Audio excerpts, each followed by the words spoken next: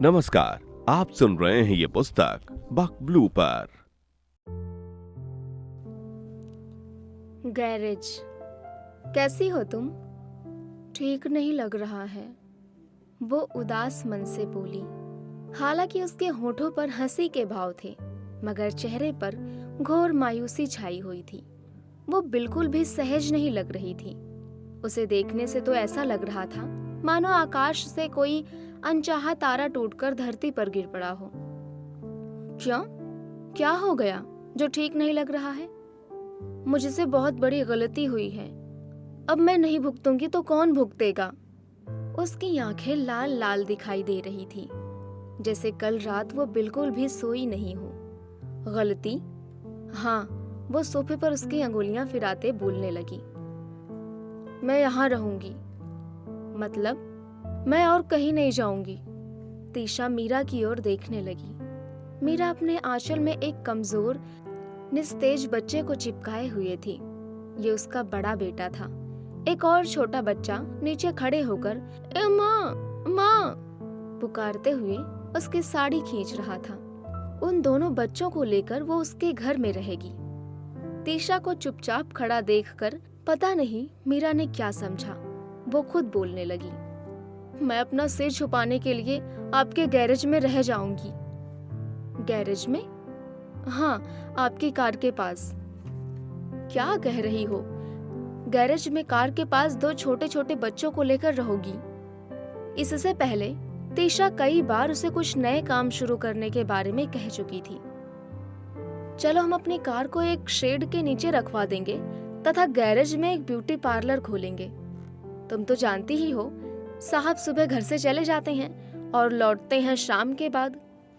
वैसे भी मैं घर में बिना काम के बैठे बैठे एकदम बोर हो जाती हूँ। क्या करूँगी दिन भर खाली बैठे बैठे? अगर हम एक ब्यूटी पार्लर खोल देते हैं तो क्या उसे चलाने में तुम मेरी मदद नहीं करोगी? तुम तो बहुत अच्छी थ्रेडिंग करती हो। अभी जब मैं तुम्हें घर में काम करने के लिए 300 रुपए महीने पगार देती हूँ, नया काम शुरू करने पर मैं तुम्हें 1000 रुपए दूंगी। अभी से कह देती हूँ, अगर पार्लर अच्छा चलेगा तो और ज्यादा पैसे दूंगी। 300 रुपए से बढ़कर 1000 रुपए पाने की आशा में मीरा की आंखें चमक उठी थी। वो दुगने उत्साह के साथ बोली, आप मुझे तरह तरह की डिजाइन वाले बाल काटना और अच्छे से सिखा देना। जरूर, ये काम तुम अच्छे ढंग से कर सकती हो, तीशा बोली। उस बार जब तुमने मेरे स्ट्रिप कट बाल काटे थे, क्लब में किसी को भी विश्वास नहीं हो पाया था कि तुम्हारे इन अनपढ़ हाथों में इतना हुनर है। ऐसे ही बैठे बैठे तीशा और मीरा हवाई किले बनाती थी और कुछ समय बाद हकीकत की दुनिया में लौट आती थी। फिर से अनमने भाव से अपने अपने संसार में सुख दुख के गोते लगाने लगती थी। गैरेज पार्लर में नहीं बदलता था। गैरेज को पार्लर में बदलने के अनुमानित खर्चे के लंबे लंबे ब्यूरो वाली छोटी कॉपी पड़े पड़े ऐसे ही एक दिन रद्दी की टोकरी में खो जाती है। इसमें लिखा हुआ होता था मशीनों तथा उनकी एक्सेसरीज, फर्नीचर, कंघी, कैंची आदि सामान का खर्च। थोड़े ही दिनों के बाद तीशा पहले की तरह मालकिन की तो मीरा नौकरानी की भूमिका में आ जाती थी।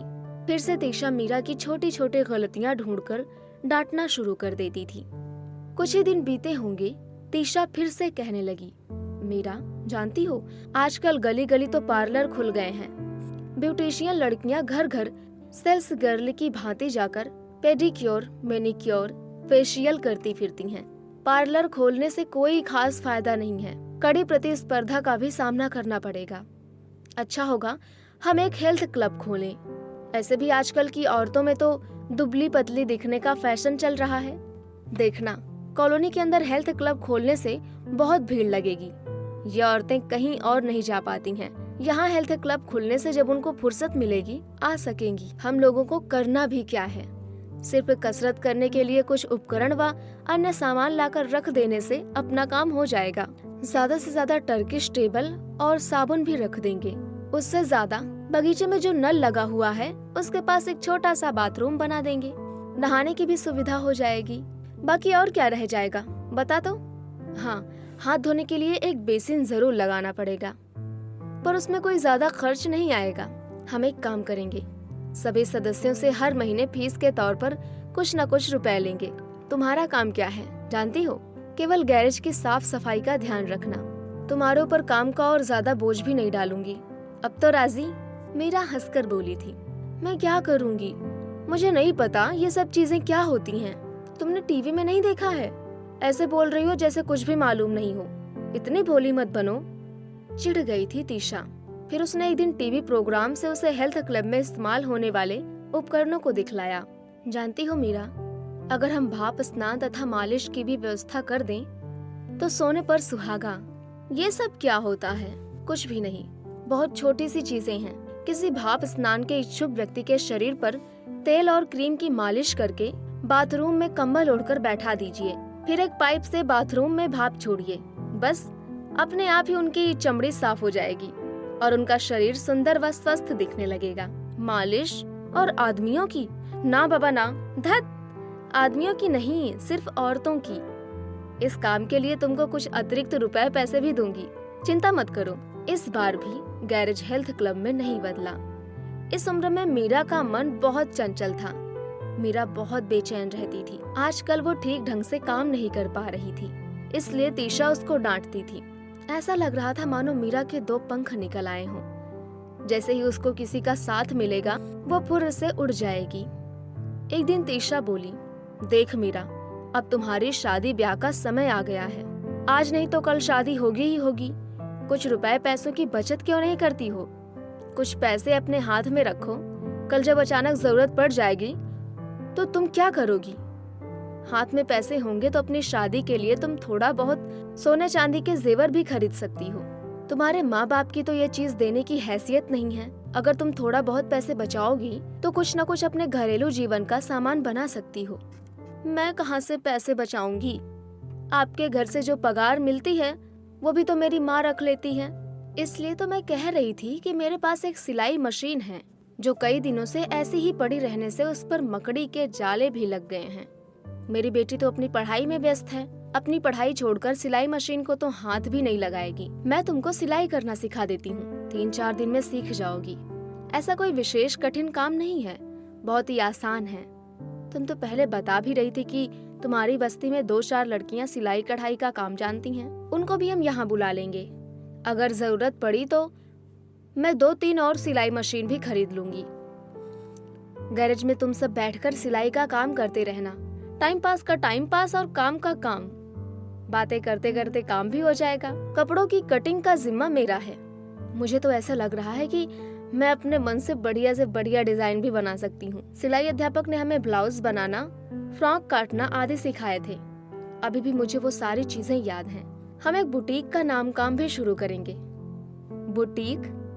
ये क्या होता है? हैरान होकर उसने पूछा। बुटीक मतलब नए नए डिजाइनों वाली पोशाकों में लैस, जरी चमकीली लगाने का काम। बुटीक लगाकर हम कपड़े बेचेंगे। बुटीक का काम यहाँ नहीं करेंगे, यहाँ तो सिर्फ उसकी तैयारी करेंगे। इस काम के लिए बाजार में एक घर किराए पर ले लेंगे। यहाँ का काम तुम्हारे जिम्मे और वहाँ का काम मेरे। मीरा हंसकर बोली। पहले तो मैं सिलाई सीख लूं। मीरा हंस हंस कर बोली। अरे मैं सिखाऊंगी ना, तीशा दृढ़ संकल्प के साथ बोली। अच्छा पहले इधर आकर बैठ। वो बर्तन आधे साफ करते करते छोड़कर आ गई। तीशा सिलाई मशीन का कवर हटाकर बोली, देखो पहले सिलाई मशीन को साफ कर लो, उसके बाद इस तरह बोबिन में धागा पिरोना है। इस फिरकी को बोबिन कहते हैं। इसको नीचे की तरफ रखा जाता है। उसके बाद जो ऊपर रील देख रही हो उसका धागा निकालकर सुई में पिरो देते हैं। अब तुम इस स्टूल पर बैठो तथा सिलाई मशीन को चलाकर देखो। मीरा ने पहले कभी भी सिलाई मशीन नहीं चलाई थी।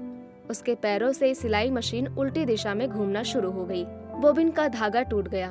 तब तीशा ने उसे ढांढस बंधाते हुए कहा था, कोई बात नहीं, अभी तुम अपने पैरों को सिलाई मशीन पर जमाने की ही प्रैक्टिस करो, फिर सब ठीक हो जाएगा।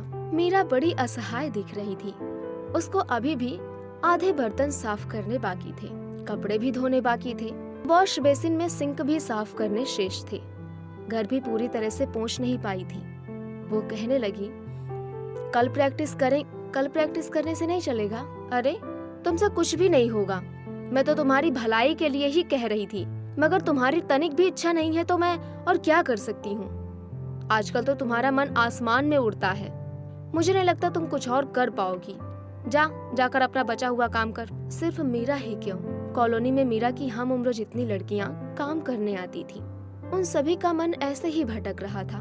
कुछ दिन ऐसे ही गुजरने के बाद ये खबर सुनने को मिली कि मीरा किसी राम, श्याम या यदु के साथ भाग गई। कुछ दिन ऐसे ही गृहस्थ जीवन बिताने के बाद अपने साथ कई कड़वे अनुभव लेकर फिर वे लड़कियां वास्तविकता के धरातल पर लौट आती थी। अपने पापी पेट के खातिर फिर से कॉलोनी में काम ढूंढना नए सिरे से शुरू कर देती थी। मीरा की दीदी की शादी एक राजमिस्त्री के साथ हुई थी। उसके माँ बाप ने एक योग्य पात्र देखकर अपने समाज, पास पड़ोस को दावत देकर शादी करवा दी थी, मगर मीरा की शादी के लिए उनके पास पैसे नहीं थे, यहाँ तक कि टीवी खरीदने या 5-10 हजार खर्च करने के लिए भी नहीं। एक बार और तीशा बोली, चल मीरा एक क्रेश खेलेंगे। चल मीरा एक क्रेश खेलेंगे। मीरा निर्धन बस्ती में रहती थी। क्रेश बोलने से वो क्या समझती? पूछती थी, क्रेश क्या होता है? तुम तो जानती हो कि आजकल की औरतों के पास समय की कमी है। कोई नौकरी करने जाती है तो कोई अपना व्यापार करने, किसी किसी का किटी पार्टी में, किसी किसी का क्लब में, तो किसी किसी का शॉपिंग में पूरा दिन यूं ही बीत जाता है। छोटा परिवार, बच्चों को कहाँ रखेंगे? फिर काम पर भी जाना है ना, कहाँ पर रख कर जाएंगे बच्चों को? इसलिए आजकल क्रेश की जरूरत पड़ने लगी है। क्रेश में छोटे छोटे बच्चों को संभाला जाता है। अगर हम गैरेज को साफ सुथरा करके सजा देते हैं तो एक सुंदर क्रेश बन जाएगा। केवल कुछ खिलौनों की जरूरत पड़ेगी, वो सब खरीद लिए जाएंगे। लेकिन ये बात अलग है कि बच्चों के आगे पीछे भागना पड़ेगा। खैर कोई बात नहीं, उनके खेलने के लिए मैं अपना लॉन ऐसे ही छोड़ दूंगी, मगर बच्चे तो बच्चे हैं, सुसु भी करेंगे। तुम्हारी मदद के बिना ये सब मुझसे अकेले नहीं हो पाएगा। थोड़ी देर सोचने के बाद मीरा बोली थी कि आप आंगनबाड़ी की बात कर रही हैं। खूब हंसी थी मीरा उस दिन। आंगनबाड़ी नहीं पगली, और कुछ होता है क्रेश। देखती हूँ, मैं अपनी माँ को पूछकर बताऊंगी। आजकल मेरी माँ चने बेचने स्कूल जाती हैं। यहाँ से जाने के बाद घर पर मैं खाना बनाती हूँ। क्रेश खोलने की योजना बनाए हुए 15 दिन ही बीते थे कि मीरा ने वहाँ आना बंद कर दिया था। अचानक वो गायब सी हो गई। वो 1 दिन नहीं, 2 दिन नहीं, दिनों दिनों तक गायब रहने लगी थी। कॉलोनी में काम करने वाली लड़कियों ने खुद आकर बताया था कि आपके यहाँ काम करने वाली मीरा किसी दरबान के साथ भाग गई है। हे, क्या बोल रही हो? चौंक गई थी तीशा। आखिरकार उस बदमाश लड़की ने वही किया जिसका मुझे संदेह था। छी छी छी। अच्छा बताओ, किस दरबान के साथ भागी है वो? आपके घर के सामने जो गुलमोहर का पेड़ है ना, उसके नीचे अक्सर बैठता था। कॉलोनी में बारी बारी से चौकीदार करने 7-8 दरबान आते थे। दिन में 2 दरबान रहते थे तो रात को दूसरे 2 दरबान। मीरा इन्हीं में से किसी एक से प्रेम जाल में फंस गई थी। रोज तीशा गेट के पास आकर देखती थी कि कौन सा गार्ड आज नहीं आया है, परंतु कभी भी वो गार्ड लोगों के मुंह नहीं लगती थी। इसलिए वो नहीं समझ पाती थी कि कौन सा दरबान नहीं आ रहा है। 2 साल के बाद मीरा अपनी पुरानी बस्ती को लौट आई थी, परंतु अपने पिता के घर के दरवाजे उसके लिए हमेशा हमेशा को बंद हो गए थे। कारण वो दरबान हरिजन जाति का था। मीरा एक हरिजन लड़के के साथ भाग गई। तब से उसका बाप तेज धार वाली कुल्हाड़ी लेकर उसकी गर्दन उड़ाने के लिए बैठा था।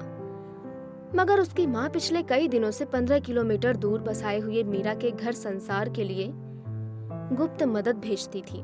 कभी कभार मीरा की माँ तीशा के बगीचे से घास फूस व खरपतवार निकालने आती थी। तब वो मीरा के सुख दुख के बारे में सुनती थी। कैसे मीरा के पति ने दरबार की नौकरी खो दी और वो बाद में अभी तक किसी भी नई नौकरी का जुगाड़ नहीं कर पाया। दुखी मन से वो कहती थी, आजकल मीरा का पति एक आटा चक्की में काम कर रहा है, लेकिन वहाँ भी वो नियमित रूप से काम नहीं करता है। इसलिए मीरा के घर में किसी न किसी चीज का अभाव हमेशा बना रहता है। उसका आदमी बहुत ही आलसी और रोगी किस्म का है, काम नहीं आता है, उल्टा मीरा के साथ मारपीट करता है। मीरा गर्भवती भी हो गई है। ये जानकर मैं कभी चावल, कभी सब्जी, कभी कुछ कपड़ा वगैरह उसके भाई के हाथ उसके पास भेज देती हूँ, मगर कितने दिनों तक ये सब चलेगा। एक दिन मीरा की माँ तीशा के घर काम करने आई। तीशा ने उससे पूछा, और मीरा का क्या हाल चाल है? एक बच्चा गोद में तो एक बच्चा पेट में। हे भगवान, वो आदमी उसे ठीक ठाक रखता तो है? वो क्या रखेगा, आलसी बीमार आदमी। मीरा बिस्किट, चॉकलेट और दारू बेचने का काम कर रही है। दारू? दारू बेच रही है? हाँ, माँ छोटा मोटा व्यापार करती है। 10 लीटर वाले केन में दारू लाकर अड़ोस पड़ोस वालों को बेचती है। बेचारी और क्या करे। अगर ये भी नहीं करे तो उसका घर कैसे चलेगा। उसमें भी उसका पति आधी दारू पी लेता है और फिर झगड़ा करके मारपीट करता है। अपने गृहस्थ जीवन से मोह भंग होने के कारण मीरा 2 साल में 2 बच्चों को लेकर लौट आई थी। पिता के घर के पास पड़ोस की बस्ती में रहना उसके लिए मुश्किल ही नहीं बल्कि नामुमकिन भी था। उस बस्ती से थोड़ी सी दूर पर उसने एक घर किराए पर लिया था।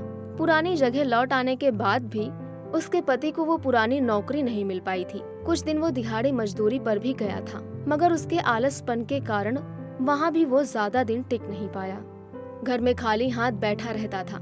खाली बैठे बैठे वो मीरा के साथ झगड़ा करने लगता था। हालांकि मीरा का बाप मीरा को काट दूंगा की धमकी देता था, मगर अपने नाती के ऊपर जरा भी गुस्सा नहीं करता था। बाजार में देख लेने से वो नातियों को अपनी गोद में उठा लेता था। खाने के लिए बिस्किट, चॉकलेट भी देता था, मगर मीरा के लिए वही पहले जैसा व्यवहार। उसके लिए अपने घर में सभी दरवाजे बंद। 4 पेट पालने के लिए खाना कहाँ से नसीब होता। इतने दिनों तक तो माँ कुछ न कुछ चोरी छिपे मदद कर देती थी। उसका तो खुद का जीवन भी तंगहाली में बीत रहा था। मीरा वापस आई थी कॉलोनी में काम ढूंढने। खोज करने पर उसे एक घर मिल भी गया था, लेकिन मीरा का पति शक की मिजाज का आदमी था। एक दिन तो उसका पीछा करते करते कॉलोनी तक पहुंच जाता था, नहीं तो अचानक पहुंच जाता था, ये देखने के लिए कि वो घर का काम करती है या किसी दूसरे गोरख धंधे में पड़ी रहती है। इसी दौरान उसके बड़े बेटे को पोलियो हो गया था। धीरे धीरे वो इतना कमजोर हो गया कि उसके छोटे बेटे से भी वो छोटा दिखाई देने लगा। उसको डॉक्टर को दिखाने के लिए जो कुछ पैसा उसको मिलता था, अपनी मकान मालकिन के पास जमा होने के लिए रख देती थी। लेकिन कॉलोनी का काम भी ज्यादा दिनों तक नहीं चला। अपने पति की शक की आदत की वजह से उसे वो काम भी छोड़ना पड़ा। उसके बाद मीरा दारू की दुकान के सामने अंडा, ऑमलेट, चना, मूंगफली बेचने लगी। ये बात अलग कि इस काम में उसका पति भी मदद करने लगा था, लेकिन किस्मत की मारी मीरा का ये काम भी ज्यादा दिनों तक नहीं चल पाया। जो कुछ भी कमाई होती थी उसका पति उसे दारू में उड़ा देता था। मीरा का भव संसार ऐसे ही टूटी फूटी नौका से पार हो रहा था। कभी बनते हुए मकान में काम में मजदूरी करती थी, तो कभी स्कूल के सामने अंडा और चना मूंगफली बेचती थी। सभी अपने अपने भाग्य के सहारे अपना अपना जीवन यापन करते हैं। शायद भाग्य में ऐसे ही मीरा का जीवन कटना लिखा होगा, परंतु यह तीशा की सोच के परे था कि अचानक मीरा उनके घर पर पहुंचकर अपने रहने के लिए गैरेज मांगेगी। क्या उत्तर देती, उसे कुछ समझ में नहीं आ रहा था। चाय पियोगी मीरा? तीशा ने पूछा और वो अपनी नई नौकरानी को कहने लगी, ए विमला, जा तो मीरा के लिए 1 कप चाय बना दो। रहने दीजिए, चाय नहीं पीऊंगी। मैंने तो अपने पति को छोड़ देने का फैसला कर लिया था। हमारी बस्ती के कुछ लड़के भी मेरे साथ थे, मगर अब वे लड़के भी मेरी बात नहीं सुनते हैं। तुम क्या कह रही हो? मेरी तो कुछ भी समझ में नहीं आ रहा है, जरा कुछ खुलकर बता, बोली थी तीशा। मैंने अपने जीवन में बहुत बड़ी भूल कर दी थी। हाँ, उस आदमी के साथ शादी करके। तुम और क्या कर सकती थी? तुम्हारे माँ बाप तो तुम्हारी शादी नहीं करवा पा रहे थे, कहीं से कोई दुल्हा ढूंढ तो नहीं पा रहे थे। वे लोग जरूर ढूंढते, मगर मैंने ही बहुत बड़ी गलती कर दी। रोते रोते मीरा बोलने लगी, अब मेरे पास सिर छुपाने के लिए 1 इंच भी जगह नहीं है। क्यों? आप लोग दिल्ली की तरफ गए थे ना? मैं बीच में आई थी, घर में ताला लगा हुआ था। हाँ, हम लोग बाहर गए थे 10 दिन के लिए। तुम आई थी इसी बीच में। उसने मुझे किसी घर में काम करने नहीं दिया। वो कह रहा था कि खुद कमाकर लाएगा और मैं सिर्फ बच्चों को संभालूंगी। मेरे कारण उसका बच्चा लंगड़ा हुआ है और बीमार पड़ा है। मीरा उल्टे तीशा को पूछने लगी, मेरी वजह से ये सब हुआ? बोलिए तो। वो खुद तो उसको लेकर गया था अपने साथ नहाने के लिए कुएं पर। पता नहीं वहाँ कैसे गिर गया, तभी से वो ऐसे लंगड़ाता रहता है। मीरा की बातों में कोई तालमेल नहीं रहता था। क्या क्या कह देगी पता नहीं चलता था। तीशा बोली, हाँ मालूम है मुझे वो बात। अभी क्या हो गया है तुम्हें? मुझे क्या होगा, मैं तो घर पर खाली बैठी थी, मगर वो भी काम पर नहीं जाता था। ऐसे में 4 पेट कैसे पाले जा सकते थे? फिर मैंने दिहाड़ी मजदूरी पर जाना शुरू किया। मैं रेजा कुली के काम में सुबह 8 बजे से निकलती थी तो शाम होने पर घर आती थी। उस समय भी वो घर में सिगड़ी भी जलाकर नहीं रखता था। उल्टा मुझ पर संदेह कर मुझसे पैसे छीनता और मारने लगता था। मैं उस शाम खाना खाने बैठी ही थी, वो रुपए मांगने लगा। मैंने रुपए देने से इनकार कर दिया तो उसने भीतर से लोहे की एक भारी भरकम छड़ लाकर मेरे सिर पर जोर से वार कर दिया। बस खून से लहूलुहान हो गई मैं। पास पड़ोस वालों की मदद से मुझे अस्पताल ले जाया गया, जहाँ 7 टाँके भी लगाए गए। बस्ती वाले लड़के ने उसको गाली देते हुए थप्पड़ मुक्कों से मारा। पुलिस उसको बांध कर थाना ले गई। अगर मैं अस्पताल नहीं जाती तो शायद पुलिस केस नहीं बनता। यहाँ की पुलिस ने उसे सदर थाने की पुलिस के पास भेज दिया। 2 महीने तक वो जेल में पड़ा रहा। इधर उधर ससुराल वाले बार बार मेरे पास दौड़ने लगे और विनती करने लगे कि केस को वापस ले लूं। हमारी बस्ती के लड़कों ने कहा था कि अगर मैंने केस वापस ले लिया तो फिर कभी भी जरूरत पड़ने पर वे मेरे साथ खड़े नहीं होंगे और मेरी बिल्कुल भी मदद नहीं करेंगे। अब तो मैं तो ठीक हो गई हूँ। एक लंबी सांस लेते हुए मीरा ने कहा। वो तो जेल में था और मैं अपने दोनों बच्चों को बूढ़ी मकान मालकिन के पास छोड़कर कोयला ठोकर बेचने के लिए स्टेशन चली जाती थी। सिर के बल एक बोरा कोयला ढोना कोई छोटी मोटी बात नहीं है। दिन भर मेहनत मजदूरी करने से जितनी थकान नहीं लगती है, उतनी 1 किलोमीटर कोयला ढोने से लगती है। कोयला ढोना बहुत ही मुश्किल काम है। पेट के अंदर ही अंदर आते मरोड़े लेने लगती हैं। इतना होने पर भी मैं ठीक थी। मेरे जेठ और सास आए थे मुझे ये समझाने की केस वापस ले लूं। मेरी सुरक्षा के लिए वे लोग जिम्मेदारी ले रहे थे। कह रहे थे वे लोग मेरे लिए है ना, अगर उसके बाद वो कुछ करेगा तो हम तुम्हारे साथ हैं। इस बस्ती वाले लड़के कह रहे थे उसे कुछ और दिन तक थाने में रहने दो, तलाक के लिए तुम केस फाइल कर दो। ऐसे भी तो जीवन चल रहा था। हर रोज कोयला बेचकर लगभग 40 रुपए कमा लेती थी। जो कुछ पैसा मिलता था उसे बचा कर रखती थी ताकि बड़े बच्चे का ऑपरेशन करवा सकूं। उस दिन भोर भोर मेरी सास पहुंची और मुझे बुलाकर उनके घर ले गई। काश मैं उनके घर नहीं जाती। पता नहीं क्यों गई, क्या हो गया था मुझको। सभी लोग सो रहे थे, कोई भी उठा नहीं था तब तक। सास के घर चली गई तो चली गई, इससे क्या दिक्कत हुई? तीशा ने पूछा। मैं कमजोर हो गई या नहीं? उन्होंने मुझे खूब खिलाया पिलाया। 5 लोगों ने 5 तरह की बातें कहकर समझाया बुझाया और मैं केस को वापस लेने के लिए राजी हो गई। वे पैसा खर्च करके उसे छुड़वाकर घर ले आए। तो तीशा बोली, हमारी बस्ती के सभी लड़के मेरे ऊपर बहुत बिगड़े। वे सब गुस्से में थे।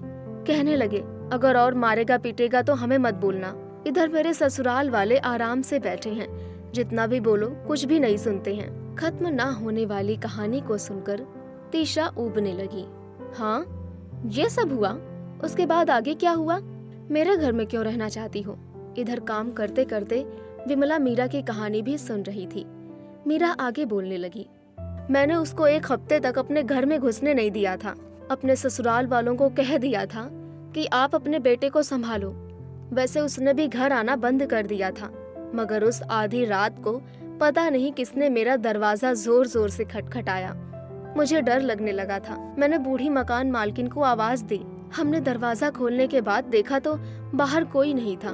उसके बाद और क्या कहूँ। बूढ़ी ने सुबह मुझे अपना घर खाली करने के लिए कहा। बोलने लगी कि मैं तुम्हें और नहीं रख पाऊंगी। इधर पूरी बस्ती भर में मेरी बदनामी।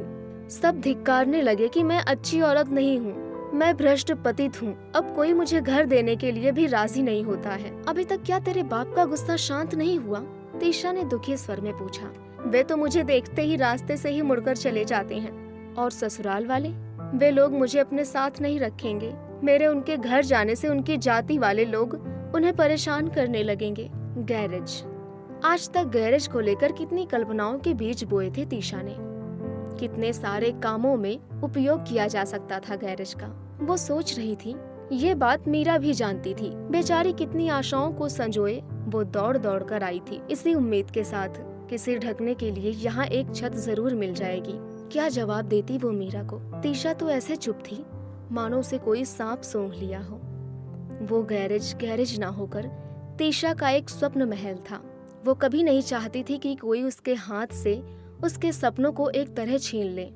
वो कभी नहीं चाहती थी कि कोई उसके हाथ से उसके सपनों को इस तरह छीन ले। मीरा के साथ मिलकर कितने बड़े बड़े सपनों के महल बनाया करती थी वो। अब मीरा के सामने किस प्रकार सपनों के महल को समर्पित कर देगी, परंतु आज मीरा का बुरा समय था। गैरेज को बेकार खाली पड़ा सोचकर ही मीरा दौड़कर आई थी, सिर छुपाने के लिए एक जगह की तलाश में। वो सोच में थी कि क्या होगा तीशा के सपनों का। अगर वो गैरेज हाथ से चला गया तो उसके पास सपने देखने के लिए कुछ भी नहीं बचेगा। उसे ऐसा लग रहा था मानो उसकी बंद मुट्ठी को कोई जबरदस्ती खोलकर उसके सपनों को छीन रहा हो। तीशा बड़ा ही असहाय अनुभव कर रही थी, मानो वो पूरी तरह से कंगाल हो गई हो। सोच रही थी मीरा को क्या बोलेगी। साहिब आने के बाद पूछकर बताऊंगी। अगर मीरा के पीछे पीछे उसका पति आकर झमेला करने लगेगा तो क्या करेगी वो? कैसे मना कर पाएगी वो मीरा को? अब तक चुपचाप श्रोता बनी हुई थी विमला। अचानक पास आकर बोली, दीदी तुम गैरेज में रहने के लिए बोल रही हो? हे भगवान, गैरेज के अंदर से तो 2 बार नाग सांप निकला था। अरे ये बात तो बिल्कुल सही है, गैरेज में रखी स्पेयर पार्ट की पेटी से 2 बार नाग सांप निकला था। ये बातें तीशा के दिमाग में क्यों नहीं आई? कितनी बाखूबी विमला ने उसका बचाव करते हुए संभाल लिया था उस संकट वाली बात को। सांप निकला था, सही बात है, मगर वो नाग नहीं था, कोई बिना जहर वाला धमना सांप था। यहाँ के स्थानीय लोग हर सांप को नाग सांप कहना पसंद करते हैं। तीशा विमला की उस गलती को जानबूझकर सुधारना नहीं चाहती थी। इन बातों से मीरा के चेहरे की हवाइयां उड़ने लगी। उसका चेहरा सूखकर एकदम बदरंग हो गया। वो कुछ भी बोल नहीं पा रही थी। विमला से उसने कुछ भी नहीं कहा, केवल इतना ही बोला, मैं जा रही हूँ। मीरा चली जा रही थी। तीशा उसको छोड़ने गेट तक गई। वैसे उसे गेट तक जाने की कोई जरूरत नहीं थी, वो तो उसकी पुरानी नौकरानी थी, मगर भीतर से कोई उसे विचलित कर रहा था। वो समझ नहीं पा रही थी कि उसने ठीक किया या गलत। उस लड़की ने जितनी बार उसके पैर दबाए थे, बीमारी की अवस्था में कितनी सेवा की थी, यहाँ तक कि कई बार खाना बनाकर भी खिलाया था। दोनों मिलकर कितने दिवा स्वप्न देखा करते थे। आज इस अवस्था में उसको मझधार में छोड़ देना कोई उचित काम नहीं था। मगर ये भी सत्य था, अगर एक बार उसने अपने दिवा स्वप्नों की बंद मुट्ठी खोल दी तो क्या वे सपने कभी साकार हो पाएंगे? इधर मीरा जा रही थी अपने दोनों बच्चों को लेकर, उधर तीशा का मन द्रवित हो रहा था बिना किसी वजह से। अरे बेचारी। तीशा को अच्छी तरह याद था कि उसने मीरा के जाने के बाद 2 साल से गैरेज को लेकर कभी भी कोई सपना नहीं देखा था। पर ये कैसी विडंबना थी, सपने टूटकर चूर चूर हो जाएंगे सोचकर मीरा को खाली हाथ लौटा दिया।